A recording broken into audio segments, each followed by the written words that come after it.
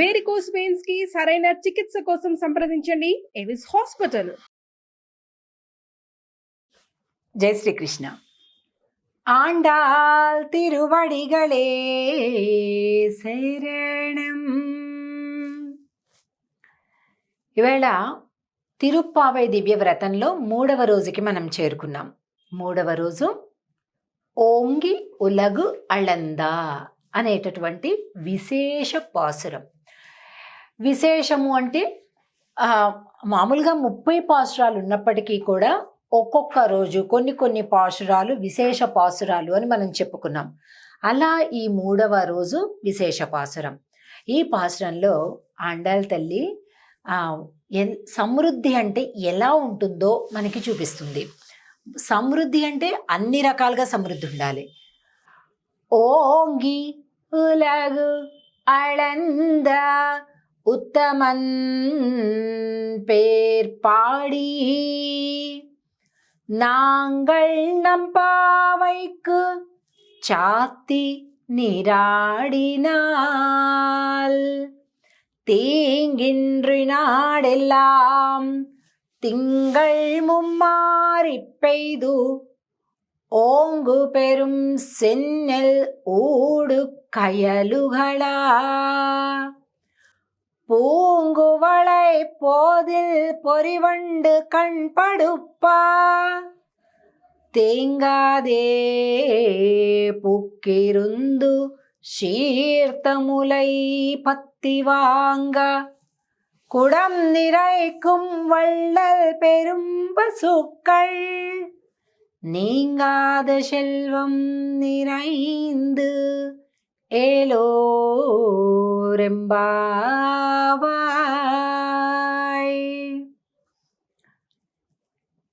సమృద్ధి అనేది సాధారణంగా అందరం ఏమనుకుంటాం, ఓ బ్యాంకులో ఇంత బ్యాలెన్స్ ఉంటేనో లేకపోతే ఇంకోటో ఏదో అది సమృద్ధి అనుకుంటాం. ధనము అంటే అది అనుకుంటాం. కానీ ఆండాళ్ తల్లి ఈ పాశంలో ఏం చెప్తుందో తెలుసా? నెలకి 3 వర్షాలు ఆగి ఆగి 10 రోజులకు ఒక వర్షం, 10 రోజులకు ఒక వర్షం, 10 రోజులకు ఒక వర్షం.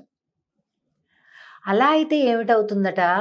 హే భగవన్, వామన అవతారంలో నువ్వు ఎలాగైతే చిన్న వటువుగా వచ్చి పెద్ద త్రివిక్రముడుగా ఎదిగిపోయావో, క్షణాలలో బలిచక్రవర్తి యొక్క దానజలం పడుతూ నేను ఎలాగ పెరిగిపోయావో అలాగా మా వరిచేలన్నీ కూడా అలా పెరగాలి అంటుంది.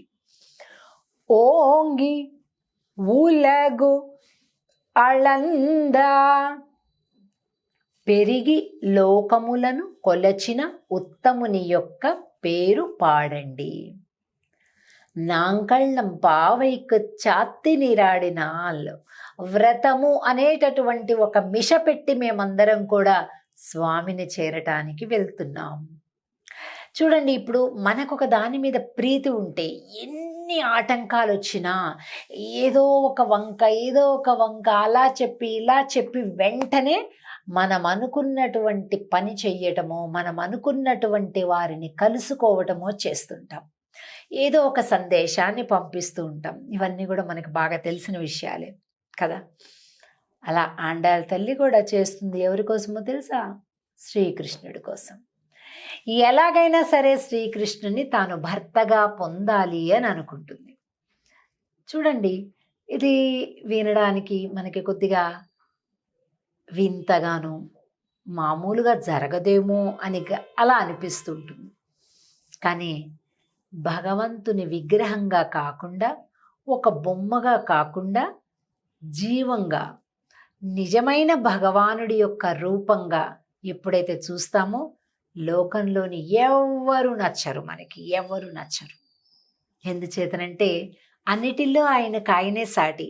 అంతకంటే సమర్థుడు లేడు, అంతకంటే దయాళువు లేడు, అంతకంటే అందగాడు లేడు, అంతకంటే చమత్కారి లేడు, అంతకంటే దయాళువు మరొకడు లేడు. సర్వసమర్థుడు. కనుక ఒక్కసారి భగవంతుని భర్తగా గుర్తించటం అనేది కనుక చేసినట్లయితే ఇక లోకంలో దేనిపైన కూడా మనసు దానంతట అదే ఉండదు. ఎందుకంటే ఏది చూసినా అంతకంటే చిన్నవే కదా. అలా ఆండాళ్ తల్లి స్వామిని భర్తగా పొందింది, భావన చేసింది, చివరికి పొందింది వ్రతం చేసి.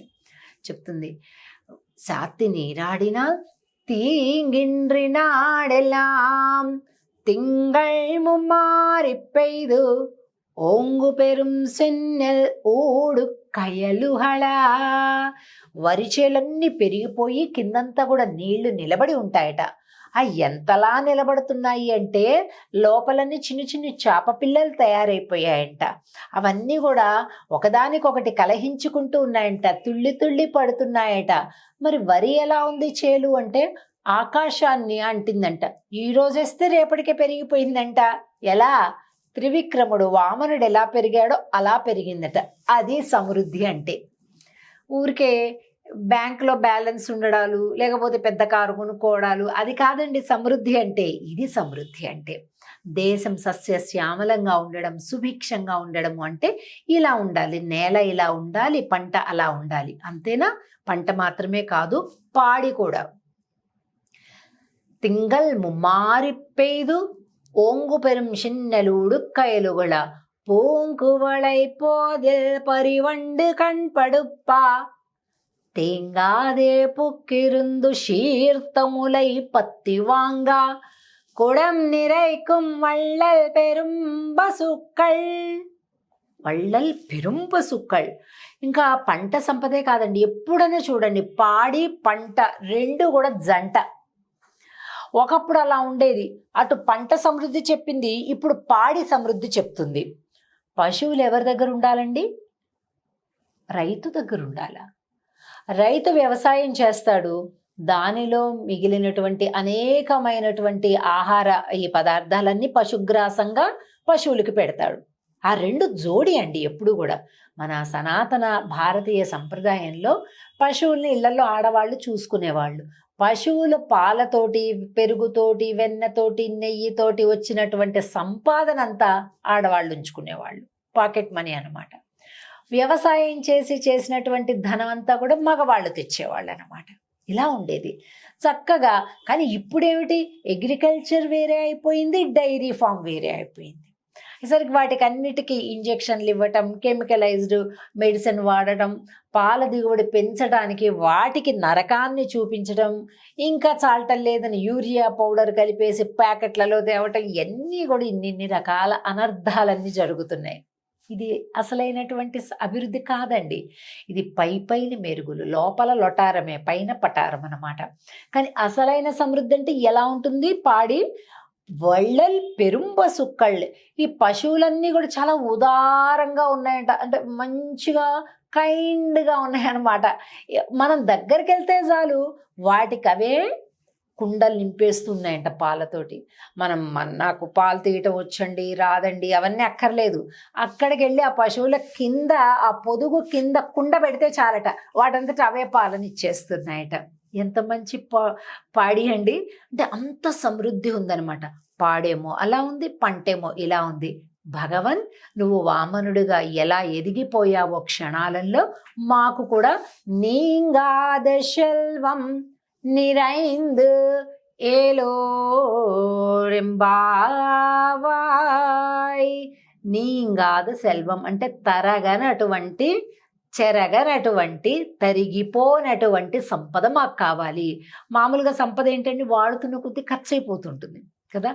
కానీ మీరు గమనించారా? పాడి కానీ పంట కానీ ఎంత కాలం నువ్వు దానికి సేవ చేస్తుంటే, ఎంత కాలం నువ్వు మెయింటైన్ చేస్తుంటే అంత పెరిగిపోతూ ఉంటుంది సంపద.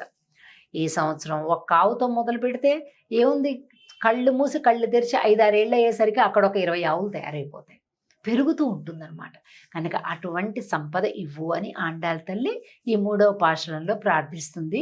ఈ పాశురాన్ని అనేక సందర్భాల్లో ఎవరినైనా బ్లెస్ చేయటానికి, మంచిగా మంగళ ఆశీర్వాదం చేయటానికి, వాళ్ళు చల్లగా ఉండాలి సంపదలతోటి అని అనుకున్నప్పుడు ఈ పాశురాన్ని మనం మంగళాశాసనంగా వారికి పాడచ్చు అన్నమాట. అంటే మంగళహారతి పాటలు అంటారు కదా, అలా కూడా పాడచ్చు అన్నమాట.